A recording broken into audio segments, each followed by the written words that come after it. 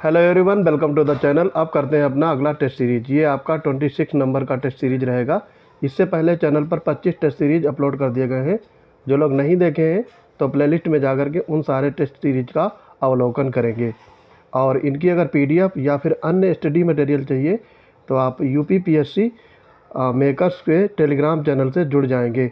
Link मैं आपको description में पिन कर दूँगा। तो बढ़ते हैं अपने आज के टेस्ट सीरीज की तरफ। पहला क्वेश्चन है, कौन सा 42वें संविधान संशोधन के माध्यम से भारत के संविधान की प्रस्तावना में जोड़ा गया? तो ये जोड़ा गया था आपका अखंडता। डी पार्ट यहाँ पे करेक्ट हो जाएंगे। 42वें संविधान संशोधन 1967 द्वारा, ठीक है, 1967 के द्वारा जो शब्द जोड़े गए प्रस्तावना में वो हैं समाजवादी, निरपेक्ष और अखंडता, ठीक है। तो ये आपके तीनों जोड़े गए थे। आगे बढ़ेंगे। भारतीय संविधान सभा का गठन किसके अंतर्गत किया गया था, ये पूछा गया है। तो ये हुआ था आपका कैबिनेट मिशन प्लान 1946 के अंतर्गत। बी पार्ट यहाँ पे करेक्ट हो जाएगा। तीसरा देखेंगे, देखो सूची 1 को सूची 2 से मिलान करना है आपको। तो यहाँ पे मौलिक अधिकार उप समिति, इसके जो अध्यक्ष थे वो थे जेवी कृपलानी। प्रक्रिया नियम संबंधी, ये डॉक्टर राजेंद्र प्रसाद। नागरिकता पे तदर्थ समिति के थे ये एस वरदाचारी। और इसमें आगे देखेंगे संविधान सभा के कार्यों के लिए समिति, तो ये थे जेवी मावलंकर। तो यहाँ पे 2, 1, 3, 4 ए पार्ट करेक्ट हो जाएगा। 4 नंबर है, वार्षिक केंद्रीय बजट लोकसभा द्वारा पारित नहीं किया जाता। क्या जब पारित नहीं किया जाता? तो बजट को संशोधन कर पुनः प्रस्तुत किया जाना, ये किया जाता है। बजट को सुझाव के लिए राज्यसभा को भेजता है, सही बात है ये। केंद्रीय वित्त मंत्री को पदत्याग के लिए कहा जाता है, ये भी सही है। प्रधानमंत्री मंत्रिपरिषद सहित त्यागपत्र सौंपते हैं, ये गलत होगा आपका। तो यहाँ पे डी पार्ट करेक्ट हो जाएगा। सूची 1 को सूची 2 से आपको मिलान करना है और आपको आंसर चुनना है। राष्ट्रीय ध्वज को अपनाया गया था, तो ये आपका 22 जुलाई 1947 को। राष्ट्रीय गान को अपनाया गया, ये 24 जनवरी 1950 को। राष्ट्रमंडल में भारत की सदस्यता का सत्यापन हुआ था, ये आपका 4 नवंबर मई 1949 में। और संविधान का अंतिम जो प्रारूप प्रस्तुत किया गया था वो 4 नवंबर 1948 में। तो यहाँ पे आपका सही मैचिंग हो जाएगा 1, 4, 3, 2, ये आपका सही कोट होगा। तो सी पार्ट करेक्ट हो जाएगा। छठे में देखेंगे, संविधान सभा में प्रारूप समिति के अध्यक्ष में से नहीं था। इन चारों में कौन नहीं था ये बताना है आपको। तो ये डॉक्टर राजेंद्र प्रसाद थे, ये नहीं थे। तो यहाँ पे आपका बी पार्ट करेक्ट हो जाएगा। तो इसमें कौन कौन से थे, देखो बी आर अम्बेडकर थे, ये आपके चेयरमैन थे, अध्यक्ष थे। उसके बाद में 6 अन्य सदस्य थे। एन गोपाल स्वामी अयंगार, अल्लादी कृष्ण स्वामी अय्यर, डॉक्टर के एम मुंशी, सैयद मोहम्मद सादुल्ला, एन माधवराव और टी कृष्णामाचारी। तो ये सारे ध्यान रखेंगे, पूछे जाते हैं। भारतीय संविधान में व्यापार, वाणिज्य एवं समागम की स्वतंत्रता की विशेषता किससे लिया गया है? तो ये ऑस्ट्रेलिया के संविधान से। बी पार्ट यहाँ पे करेक्ट होगा। 8वां है, मौलिक कर्तव्य नहीं है। कौन सा इसमें एक है जो मौलिक कर्तव्य नहीं है? तो ये आपका होगा सार्वजनिक चुनाव में मतदान करना, ये मौलिक कर्तव्य नहीं है, ठीक। तो ए पार्ट यहाँ पे करेक्ट हो जाएगा, ये मूल कर्तव्य के अंतर्गत नहीं आता है। आगे इसमें बढ़ेंगे। प्रदेश के कितने जिलों में विकास प्राधिकरण गठित है? तो यहाँ पे प्रदेश की बात हो रही है, तो ये आपका उत्तर प्रदेश होगा। तो यहाँ पे 27 है, डी पार्ट करेक्ट हो जाएगा। और उत्तर प्रदेश नगर योजना एवं विकास अधिनियम की स्थापना हुई थी 1973 में। तो ये फैक्ट भी याद रखना है। भारत सरकार अधिनियम 1935 में उल्लिखित निर्देशों के दस्तावेज इंस्ट्रूमेंट ऑफ इंस्ट्रक्शन भारत में संविधान में 1950 में किस रूप में समाहित किए गए थे? तो ये राज्य के नीति निर्देशक तत्वों के हिसाब से जो सिद्धांत थे वो आपके लागू किए गए थे। तो बी पार्ट यहाँ पे करेक्ट हो जाएगा, और ये आपका शामिल हुआ था 1950 में, ये ध्यान रखना है। कौन केंद्रीय बजट को तैयार करने तथा संसद में उसे प्रस्तुत करने के लिए उत्तरदायी है? तो ये आर्थिक मामलों का विभाग होता है। तो यहाँ पे डिपार्टमेंट ऑफ इकोनॉमिक अफेयर्स, तो बी पार्ट करेक्ट हो जाएगा, ये ध्यान रखेंगे। राज्य ग्राम विकास संस्थान कहाँ पर स्थित है? तो ये आपका लखनऊ में है, ए पार्ट यहाँ पे करेक्ट हो जाएगा। और इसकी स्थापना हुई थी अप्रैल 1982 में। तो स्थापना वर्ष भी आपको याद रखने हैं। उत्तरांचल के गठन के बाद उत्तर प्रदेश में कितने विधानसभा क्षेत्र बचे हैं? पहले इसका नाम उत्तरांचल था, अब उत्तराखंड हो गया है, आपको पता होगा। और इसका इस समय 403 सीटें हैं यहाँ पे यूपी में, और उससे पहले थी 425। ठीक है, तो जो 22 सीटें थी उनको कन्वर्ट कर दिया गया 70 में। तो उत्तराखंड में इस समय 70 विधानसभा सीटें हैं, तो ये भी फैक्ट याद रखेंगे। और इसका जो विभाजन हुआ था वो 2000 में हुआ था। ठीक है, ये ईयर याद रखेंगे। 14 नंबर में देखेंगे, कौन वित्त आयोग की प्रत्येक अनुशंसा को संसद के सदन में रखने के लिए बाध्य कर सकता है? तो ये हैं भारत के राष्ट्रपति, ए पार्ट इस पे करेक्ट हो जाएगा। 15 में है, किस अधिनियम द्वारा चुनाव सिद्धांत का सूत्रपात किया गया था? तो ये अधिनियम कौन सा था? भारतीय परिषद अधिनियम 1892, बी पार्ट करेक्ट होगा। सूची 1 को सूची 2 से मिलान करना है। शब्द दिए गए हैं और अनुच्छेद हैं, उनके द्वारा परिभाषित किया गया है, तो इसमें आपको बताना है कौन सा राइट हो जाएगा। भारत की संचित निधि, ये आपका आता है अनुच्छेद 266 के अंतर्गत। धन विधेयक 110 के अंतर्गत आएगा। वार्षिक वित्तीय विवरण, ये आपका 112 के अंतर्गत आना चाहिए। ठीक है, और भारत की आकस्मिक निधि है ये 267। यहाँ पे जो वित्तीय विवरण है ये 112 के अंतर्गत आएगा, यहाँ पे गलत दिया हुआ है। आपको इसमें क्या बताना, ये दिया है 5वें पे है तो 112, तो यहाँ पे आपके सही कोट हो जाएगा 3152, डी पार्ट करेक्ट हो जाएगा। भारत सरकार अधिनियम 1935 की प्रमुख विशेषताएं हैं। अखिल भारतीय संघ, प्रांतीय स्वायत्तता, केंद्र में द्वैत शासन और राज्यों में द्वैत शासन की समाप्ति, ये चारों हैं, तो यहाँ पे डी पार्ट करेक्ट हो जाएगा। 18वां है, हमने हमेशा से ये कहा है कि समाजवाद का हमारा अपना ब्रांड है। हम अपनी ज़रूरत के अनुसार जिन क्षेत्रों में आवश्यकता होगी उसका राष्ट्रीयकरण करेंगे। सिर्फ राष्ट्रवाद ही समाजवाद का हमारा प्रकार नहीं है, ये कहा था श्रीमती इंदिरा गांधी ने, तो यहाँ पे बी पार्ट करेक्ट हो जाएगा। अंतर्राज्यीय जल विवाद में पूछा गया है किन अनुच्छेद के अंतर्गत आता है? तो ये अनुच्छेद 262, ए पार्ट यहाँ पे करेक्ट हो जाएगा। और 20 नंबर में है, कौन सा एक आपातकाल का आधार नहीं माना जाता है? तो बाह्य आक्रमण माना जाता है, युद्ध भी, और सशस्त्र विद्रोह ये भी। आंतरिक गड़बड़ी को आपातकाल का आधार नहीं माना जा सकता, इसलिए सी पार्ट यहाँ पे करेक्ट हो जाएगा। और ये आपका जोड़ा गया था 1978 में 44वें संविधान संशोधन के अंतर्गत। ठीक है, तो ये शब्द जोड़े गए थे, कौन सा? सशस्त्र विद्रोह को विस्थापित कर दिया गया था। ठीक है, आगे इसमें देखेंगे, उत्तर प्रदेश में लोकायुक्त पद सृजित किया गया, तो ये पद आपका किस ईयर में किया गया था? 1975 में, ऑप्शन ए यहाँ पे करेक्ट हो जाएगा। और इसके प्रथम लोकायुक्त कौन थे, ये आपको ध्यान रखना है, कभी कभी पूछा जा सकता है। तो ये न्यायमूर्ति विशंभर दयाल। और लोकायुक्त का आपका कार्यकाल 8 साल का होता है, ये भी फैक्ट याद रखना है। सबसे पहले लोकायुक्त कहाँ पे सृजित किया गया था? तो ये याद रखेंगे महाराष्ट्र में, ये एक्स्ट्रा फैक्ट भी आपको ध्यान रखने हैं।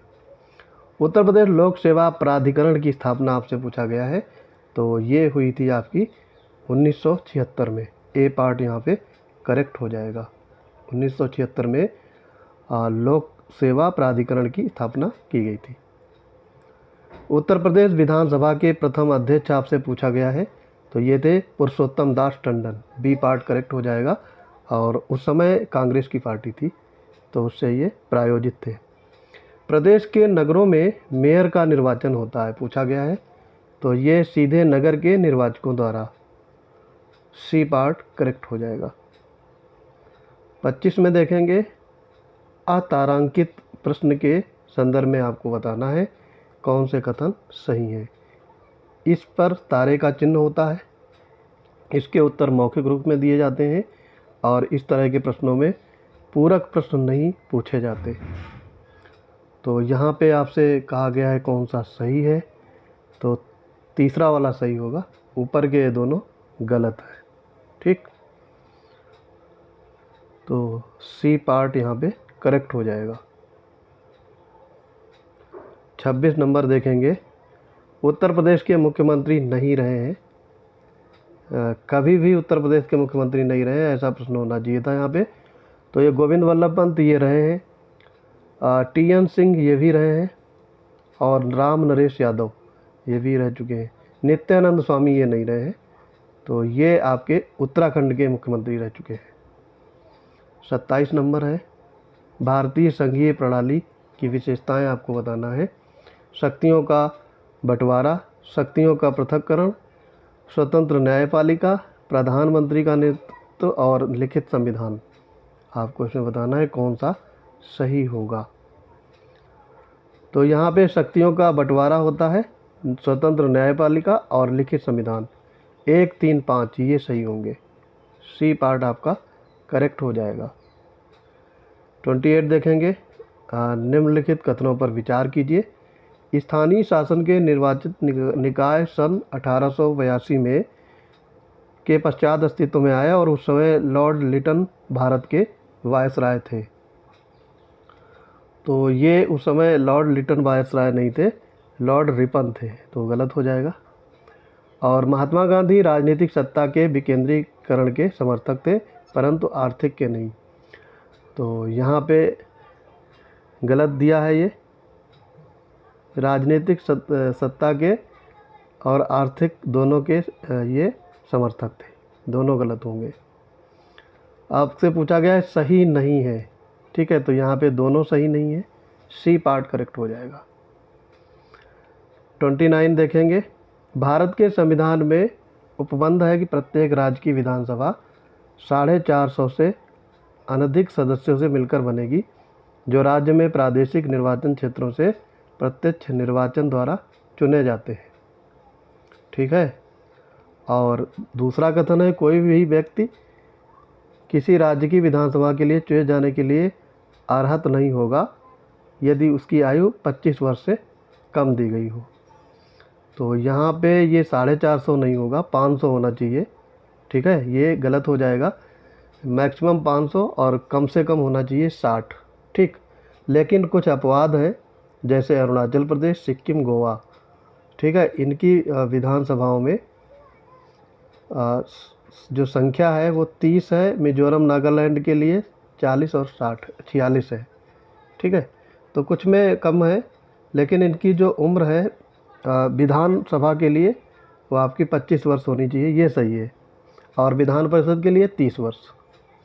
तो यहाँ पे दूसरा वाला फैक्ट सही होगा। निवारक निरोध कानून के अंतर्गत आपको बताना है कौन से कथन सही है। प्रत्यक्ष रूप से निवारक निरोध कानून सरकार के हाथ में असामाजिक तत्वों और राष्ट्र विरोधी तत्वों से निपटने का हथियार है। और दूसरा कथन है, वर्तमान में इसके अंतर्गत किसी व्यक्ति को आशंका के आधार पर गिरफ्तार नहीं किया जा सकता। और तीसरा कथन है, निवारक नज़रबंदी अधिकतम 6 माह के लिए हो सकती है।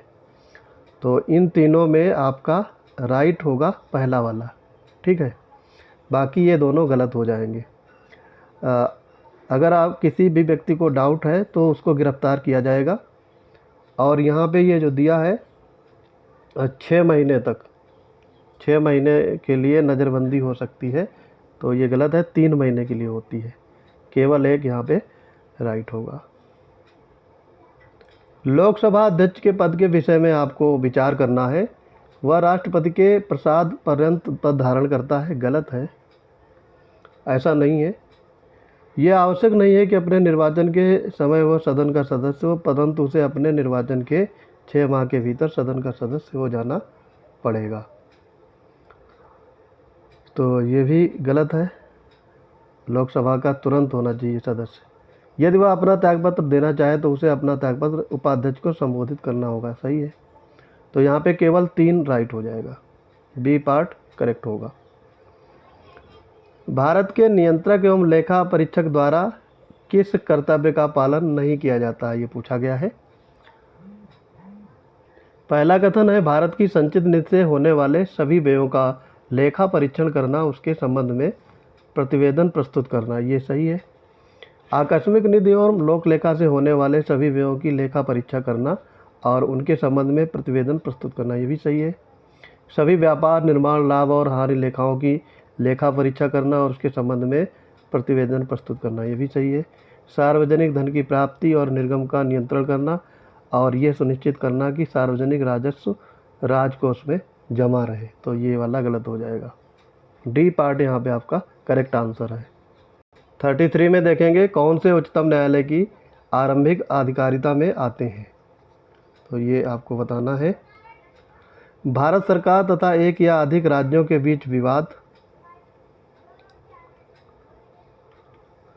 संसद के किसी भी सदन या राज्य विधान मंडल में हुए चुनाव पर विवाद, और भारत सरकार तथा किसी संघ राज्य क्षेत्र के बीच का विवाद, 2 या अधिक राज्यों के बीच का विवाद। आपको पूछा गया है कौन सा इसमें राइट होगा। तो यहाँ पे देखो, भारत सरकार तथा एक या अधिक राज्यों के बीच अगर विवाद हो तो सुप्रीम कोर्ट वो आरंभिक अधिकारिता में आएगा। संसद के किसी भी सदन या राज्य विधानमंडल में हुए चुनाव पर विवाद, राज्य का नहीं होगा इसमें। और भारत सरकार तथा किसी राष्ट्र संघ राज्य क्षेत्र के बीच का विवाद, ये भी नहीं आएगा। चौथा यहाँ पे आएगा, 2 या अधिक राज्यों के बीच विवाद, तो पहला और चौथा यहाँ पे राइट होगा, सी पार्ट करेक्ट हो जाएगा। राष्ट्रपति चुनाव प्रक्रिया में मताधिकार प्रयोग किनके द्वारा होता है, तो राष्ट्रपति में संसद और राज्य विधानसभाओं से चुने हुए सदस्यों द्वारा, सी पार्ट यहाँ पे करेक्ट होगा। ध्यान रखिएगा, चुने हुए, मनोनीत नहीं, और संसद में राज्यसभा और लोकसभा, ठीक है। तो आपको पता होगा 250 है राज्यसभा में और 545 है लोकसभा में।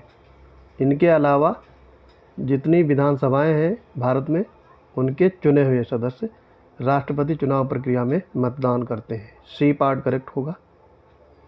आगे इसमें बढ़ेंगे, देखेंगे, भारतीय संसद राज्य सूची के विषय पर विधायन नहीं कर सकती है, कब तक, ये पूछा गया है। भारत का राष्ट्रपति उसे ऐसा करने का निर्देश ना दे, राज्यसभा प्रस्ताव पारित करे कि ऐसा करना राष्ट्रीय हित में आवश्यक है, विधानसभा का अध्यक्ष है ये प्रमाणित करे कि ऐसा विधेयक आवश्यक है, और राष्ट्रीय आपातकाल लागू हो। तो आपको इसमें बताना है कौन सा सही होगा। तो यहाँ पे विधायन नहीं है पूछा गया है, ठीक है। तो दूसरा और तीसरा ये लागू होंगे, विधायन है इनका, पहला और चौथा का नहीं है, दूसरा और चौथा का नहीं है। पहला लागू होगा और तीसरा लागू होगा, दूसरा और चौथा नहीं होता है। तो यहाँ पे डी पार्ट करेक्ट हो जाएगा। परिसीमन आयोग के संदर्भ में निम्नलिखित कथनों पर विचार करें। परिसीमन आयोग के आदेशों को किसी न्यायालय में चुनौती नहीं दी जा सकती, सही बात है ये। और दूसरा है, परिसीमन आयोग के आदेश जब लोकसभा अथवा राज्य विधानसभा के सम्मुख रखे जाते हैं तो उन पर आदेशों में कोई संशोधन नहीं किया, ये भी सही है। तो यहाँ पे दोनों राइट हो जाएंगे। 37 है, केंद्रीय प्रशासनिक अधिकरण के संबंध में बताना है कौन से कथन यहाँ पे सही होंगे। इसका गठन भारत के राष्ट्रपति के आदेश से होता है और इसका गठन 1900 85 में किया गया था। तो यहाँ पे दूसरा वाला सही है, पहला गलत हो जाएगा। ठीक है, पहला गलत क्यों होगा? क्योंकि ये आपका राष्ट्रपति के आदेश से पारित नहीं होता है। ठीक है, केवल 2 यहाँ पे राइट हो जाएगा। 38 नंबर में देखेंगे, देखो 4 कथन दिए गए हैं आपके। संसद में विधेयक प्रस्ताव की पहल करने से पहले भारत के राष्ट्रपति की पूर्व स्वीकृति आवश्यक है। 4 कथन है। एक, नवीन राज्य के गठन से संबंधित विधेयक पर, सही है। ऐसे कराधान विधेयक जिनमें राज्यों का हित निहित हो, सही है। राज्यों की सीमा में फेरबदल करने से संबंधित विधेयक पर, सही। और धन विधेयक पर। तो ये चारों आपके इम्पॉर्टेंट है और यही आपका आंसर होगा, चारों सही है। बी पार्ट करेक्ट हो जाएगा। वित्त आयोग द्वारा किन विषयों पर अनुशंसा की जाती है, ये बताना है आपको। कर से हुई प्राप्तियों का केंद्र और राज्यों के मध्य वितरण।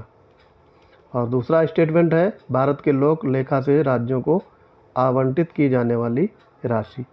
तो यहाँ पे पहला राइट होगा, दूसरा गलत हो जाएगा। केवल एक यहाँ पे सही हो जाएगा। 40 नंबर में देखेंगे, राज्य सूचना आयोग के संदर्भ में आपको बताना है कौन से कथन सही है। सूचना का अधिकार अधिनियम 2005 में राज्य स्तर पर राज्य सूचना आयोग की स्थापना का प्रावधान किया गया और इसके सभी सदस्यों की नियुक्ति राष्ट्रपति द्वारा एक समिति की सिफारिश पर की जाती है। तो यहाँ पे आपका पहला करेक्ट होगा, आरटीआई अधिनियम 2005 में आया और राज्य सूचना आयोग की भी स्थापना का प्रावधान किया गया। दूसरा गलत हो जाएगा, इसके सभी सदस्य राष्ट्रपति के द्वारा नियुक्त किए जाते हैं। तो ये गलत है क्योंकि इसका समिति का अध्यक्ष राज्य का मुख्यमंत्री होगा और इसमें राज्य विधानसभा के नेता प्रतिपक्ष और मुख्यमंत्री द्वारा नामित कैबिनेट मंत्री शामिल होते हैं। तो केवल एक यहाँ पे राइट हो जाएगा। 41 में देखेंगे, संविधान के अनुसार 12 वर्ष से कम उम्र के बच्चों को किसी कारखाने, खदानों या अन्य किसी जोखिम युक्त कामों में नियोजित नहीं किया जा सकता। तो आपने पढ़ा होगा, ये 12 वर्ष नहीं 14 वर्ष होना चाहिए, तो गलत होगा। और संविधान द्वारा बाल श्रम को अवैध घोषित करने व शिक्षा को बच्चों का मौलिक अधिकार बना देने से शोषण के विरुद्ध अधिकार और अर्थपूर्ण बन गया है। तो ये आपके अनुच्छेद 24 में वर्णित है और ये सही होगा।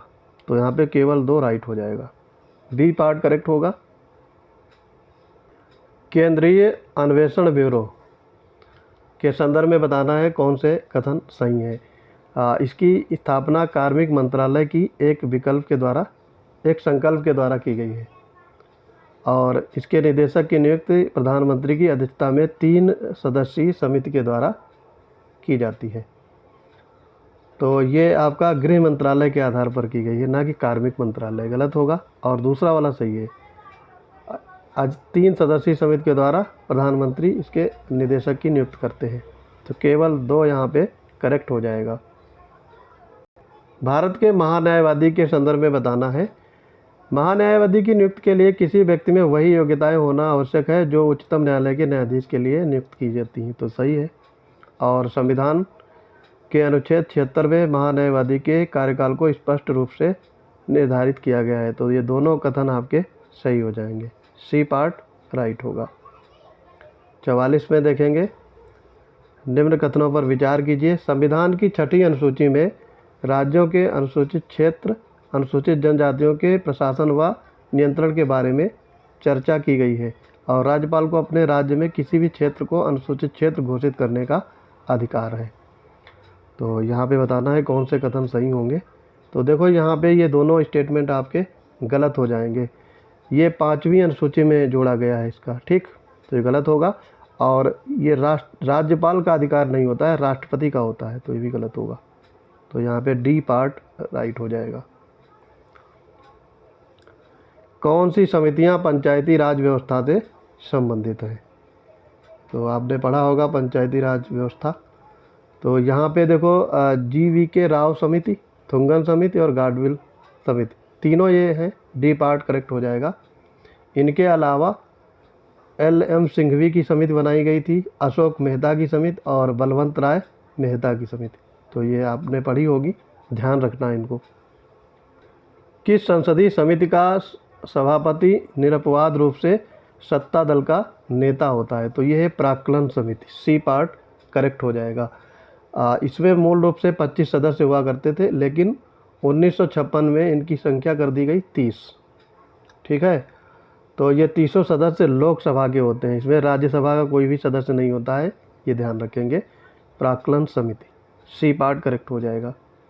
शून्यकाल के संदर्भ में पूछा गया है, ये संसद के दोनों सदनों की प्रत्येक बैठक का पहला घंटा होता है।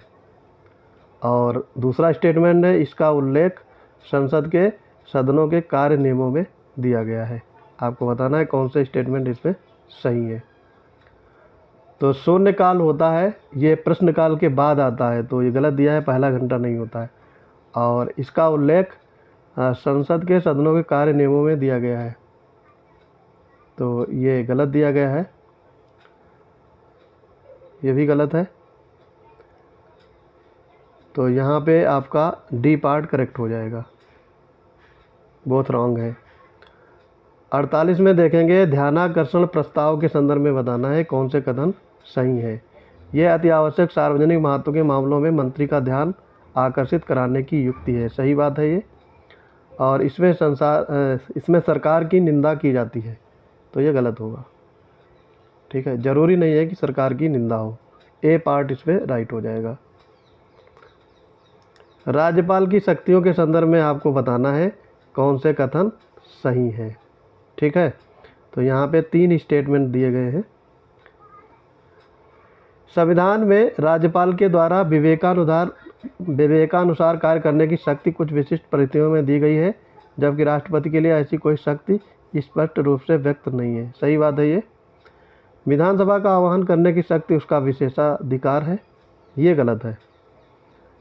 और सशस्त्र बल विशेषाधिकार अधिनियम 1958 अस्पा के तहत वह किसी भी क्षेत्र को उपद्रवग्रस्त क्षेत्र घोषित कर सकता है, तो ये भी सही है। पहला तीसरा सही है, दूसरा गलत होगा, तो यहाँ पे सी पार्ट करेक्ट हो जाएगा। अब करते हैं अपना अंतिम क्वेश्चन।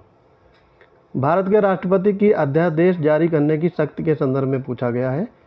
वह अध्यादेश केवल तभी जारी कर सकता है जब संसद के दोनों सदन सत्र में ना हो।